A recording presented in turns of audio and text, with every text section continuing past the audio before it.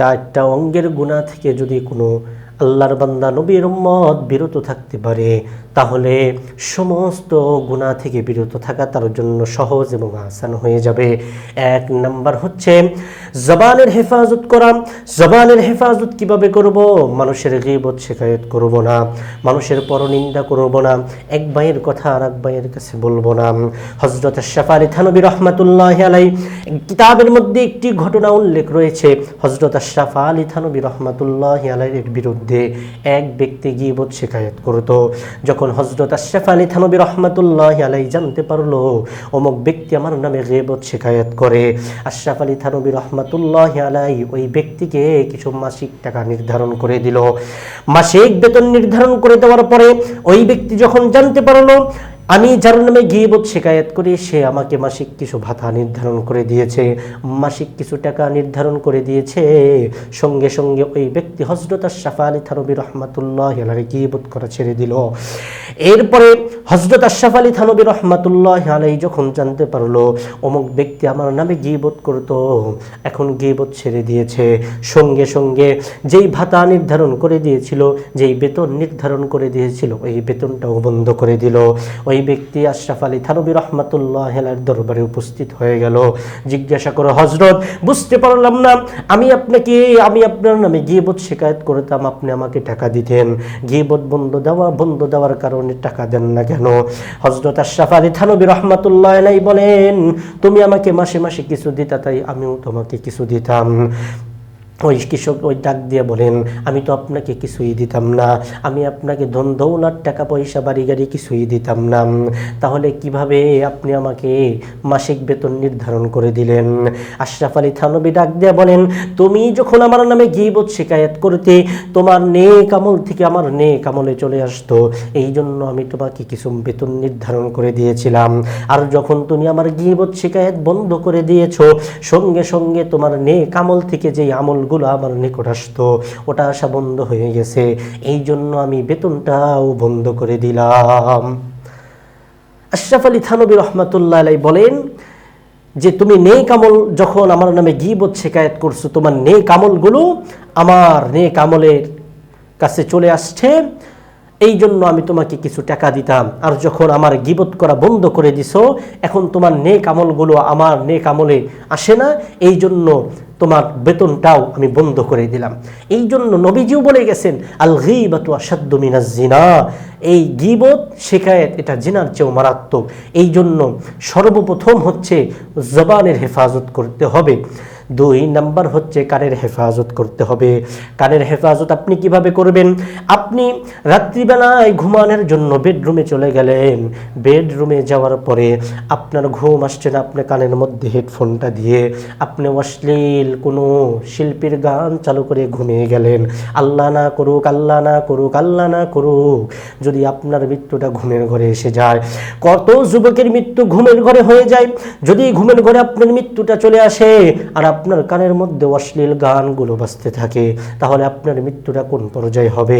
এই জন্য বলি, গান না শুনে আপনি কোরআন তেলাওয়াত শুনতে পারেন, কোরআন হাদিস ভিত্তিক আলোচনা শুনতে পারেন, পীর সাহেবের বয়ান শুনতে পারেন। তবে পীর সাহেবের বয়ান ততক্ষণ পর্যন্ত শোনা যাবে যতক্ষণ পর্যন্ত পেশাব জায়েজ না জায়েজ, হালাল হারাম, বৈধ অবৈধ এর আলোচনা করবে, ততক্ষণ পর্যন্ত পেশাবের বয়ান শোনা যাবে।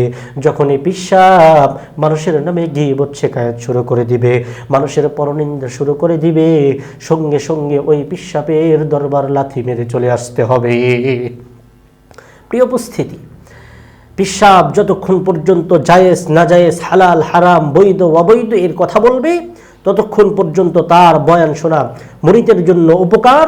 আর যখনই পেশাব মানুষের নামে গীবত শিকায়েত পরনিন্দা শুরু করে দিবে, ওইটা পেশাবের জন্য অনুপকার। একটা ঘটনা আছে, আমাদের গায়ের মধ্যে যখন ঘামাচি হয়, এটা দূর করার জন্য আমরা বৃষ্টিতে ভিজি, যাতে করে গায়ের ঘামাচিটা দূর হয়ে যায়। বৃষ্টিতে ভিজার সময় যদি আকাশ থেকে শিলাবৃষ্টি শুরু হয়ে যায়, সঙ্গে সঙ্গে ওই বৃষ্টিকে আমরা লাথি মেরে ঘরের মধ্যে চলে আসি। এর কারণ হচ্ছে যখন পানি বৃষ্টি হয়েছিল ওইটা আমার শরীরের জন্য উপকার, আর যখন শিলাবৃষ্টি শুরু হয়েছে ওইটা আমার শরীরের জন্য অনুপকার, এই জন্য ওই বৃষ্টিকে আমি লাথি মেরে চলে আসছি। তেমনিভাবে মুরিদের জন্য পিশাবের বয়ান ততক্ষণ পর্যন্ত উপকার যতক্ষণ পর্যন্ত জায়েজ নাজায়েজ হালাল হারাম বৈধ অবৈধ সম্পর্কে কথা বলবে, ততক্ষণ পর্যন্ত মুরিদের জন্য ওই বয়ান শোনা উপকার। আর যখনই মানুষের নামে গীবত শেখায়ত শুরু করে দিবে তখনই ওই পিশাবের বয়ান মুরিদের জন্য শোনা অনুপকার।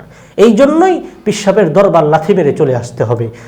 সর্বপ্রথম হচ্ছে জবানের হেফাজত করা, 2 নাম্বার হচ্ছে কানের হেফাজত করা, 3 নাম্বার হচ্ছে চোখের হেফাজত করতে হবে। চোখের হেফাজতের ব্যাপারে আল্লাহ রাব্বুল আলামিন পবিত্র কুরআনুল কারীমের মধ্যে বলেছেন, কুল্লিল মুমিনিনা ইয়াগুদ্দু মিন আবসারিহিম ওয়া ইয়াহফাযু ফুরুজাহুম। হে নবী আপনি বলে দেন, হে নবী আপনি মুমিন পুরুষদেরকে বলে দেন তারা যেন তাদের দৃষ্টিকে অবনত রাখে এবং লজ্জাস্থানের হেফাজত করে।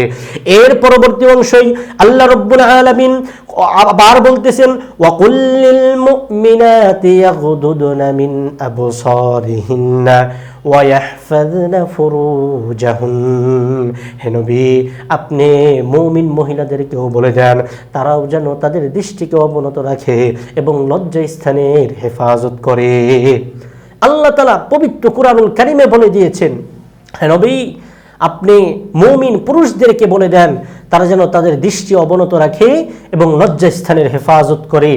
এরপরে আবার মুমিন মহিলাদেরকেও বলে দেন তারাও যেন তাদের দৃষ্টিকে অবনত রাখে এবং লজ্জাস্থানের হেফাজত করে।